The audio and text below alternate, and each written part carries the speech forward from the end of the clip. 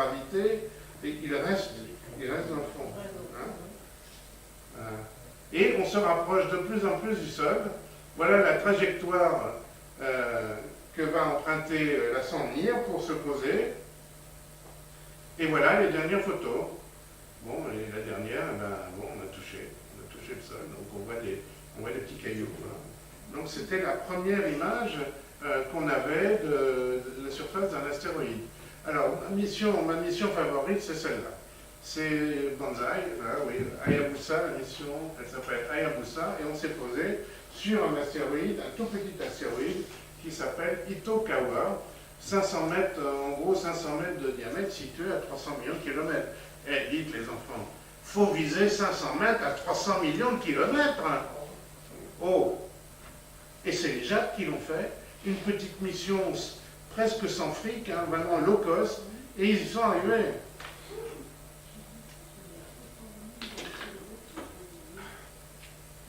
Et voilà à quoi ça ressemble, notre petit astéroïde.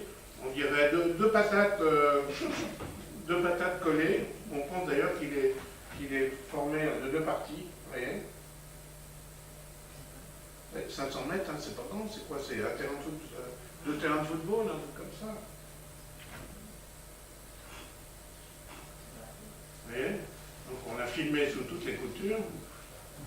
Mais alors, il y avait beaucoup de premières pour cette mission japonaise. D'abord, il fallait y aller. C'est loin, mais les Japonais n'avaient pas la puissance de moteur chimique pour faire ça. Ils ont mis un moteur ionique. Alors un moteur ionique, c'est très très lent. Seulement, c'est 24 heures sur 24, 365 jours par an. C'est très lent, mais en permanence. D'accord? Donc ils ont mis un certain temps pour y aller, mais ils y sont arrivés. Hein? Ils approchent l'astéroïde, et ce qu'ils veulent faire, ils veulent essayer de se poser dessus et de ramasser un petit peu de la poussière du sol. Alors, c'est pas facile de se poser, parce que comme je vous l'ai dit, l'important c'est pas de se poser, ils ont peur de faire ça, mais là ils veulent pas rester dessus, ils veulent en prendre et puis repartir. Donc il y avait des tas de contraintes, et pour se poser dessus, ils vont mesurer la distance au sol à l'aide d'une sonde radar, et c'était très ingénieux. Ils vont lancer d'abord un marqueur, vous voyez, qu'on va voir ici. Ils vont lancer un marqueur qui va leur servir de cible pour le radar d'atterrissage. Et alors, voilà à quoi ressemble la sonde spatiale. C'est l'électronique. Et là, il y a un petit cornet. Et dans ce petit cornet, c'est ce petit cornet qui va se poser sur le sol. Et c'est la première fois qu'on va essayer de ramasser des morceaux du sol avec une sorte de pichenette. On va tirer une petite bille qui va faire bouger un peu de poussière du sol. Comme il y a très peu de gravité, ça va s'échapper vers l'espace et ça va être rentré dans le réceptacle. Très ingénieux. Hein. Vous savez, quand on n'a pas d'argent, il faut avoir le cerveau. Hein. Voilà. Et voilà la prise d'échantillon, la pichenette. Alors, c'est des petites billes de tantale de 5 grammes qui vont soulever la poussière. Voilà. Je dois avoir une petite animation là, qui vous montre ça. Tac. Alors ça, c'est le marqueur. Voilà.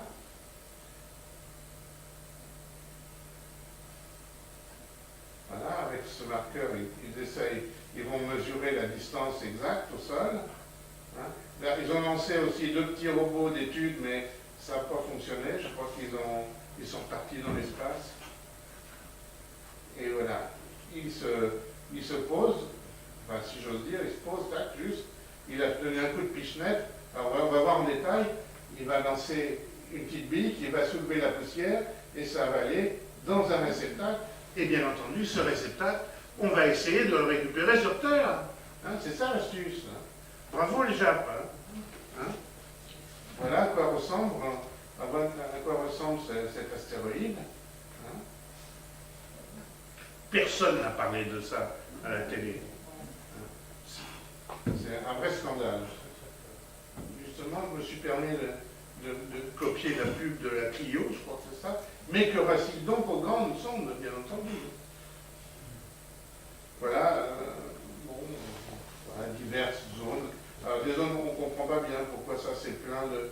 plein de poussière, ça a l'air plat.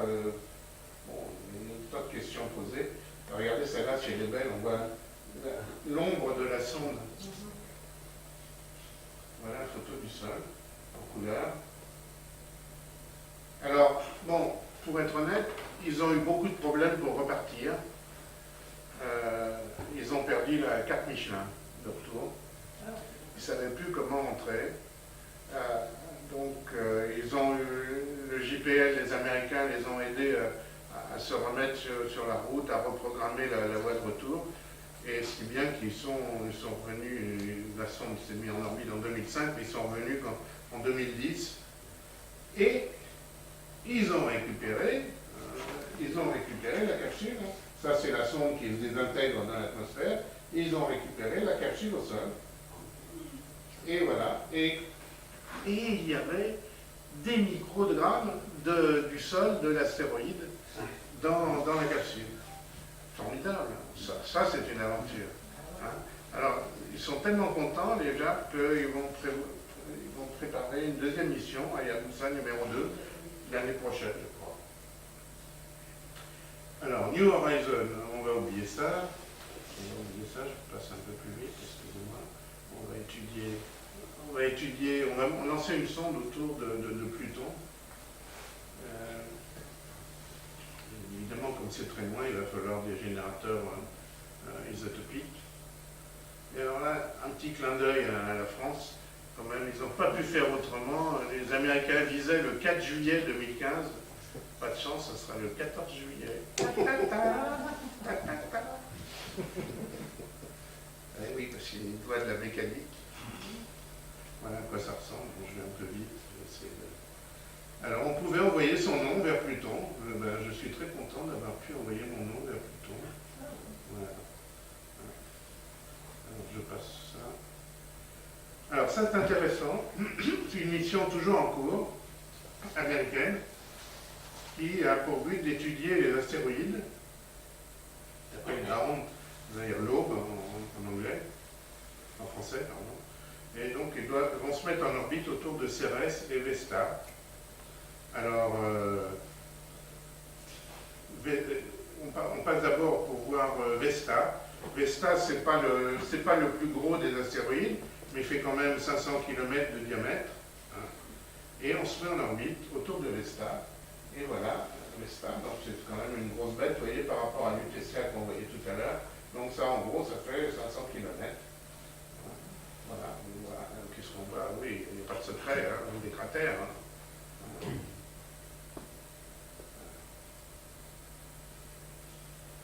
On va survoler Vesta.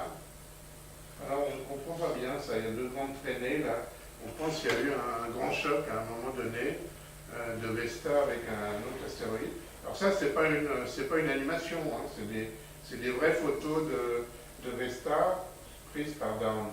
Ça, c'est le pôle sud de Vesta. On est resté en gros un an en orbite.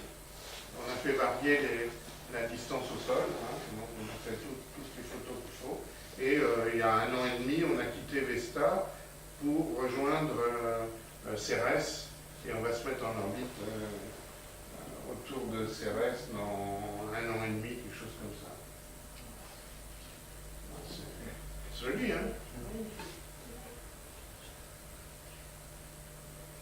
Alors bon, évidemment, c'est de la glace, ça, probablement, sur les côtés.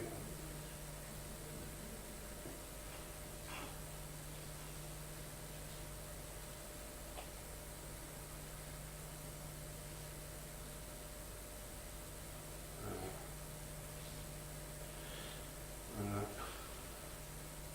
Donc on a une carte complète de Vesta. On a aussi élaboré la carte de la gravité de Vesta. Alors, on ne sait pas trop pourquoi cette zone-là est pour une gravité plus importante. Bon, ça donne du travail à tous les scientifiques. Ben voilà, arrivé à Cérès en février 2015. Donc 2014-2015, ça va être des bonnes années, hein. Il va y avoir des choses à voir. Hein. Bon, Ça, c'est un impacteur de l'ESA, je ne suis pas certain que le programme soit financé. On va passer aux météorites. Déjà, on va définir les termes. Alors, il y a météoroïdes. Les météorites, c'est quand ils sont dans l'espace, c'est des petits objets dans l'espace. Il y a des météores quand ils rentrent dans l'atmosphère, ce qu'on appelle vulgairement les étoiles filantes. Et il y a des météorites, c'est ce qu'on retrouve au sol. Alors, pareil que pour les astéroïdes, c'est la plus vieille matière du système solaire, 4,5 milliards d'années. Elles sont bien plus anciennes que toutes les roches terrestres. Alors, une des plus grosses qui est tombée en France, c'est en 1492 à Ensisheim, en Alsace. Une météorite énorme, il n'en reste plus grand-chose, je crois. Elle a été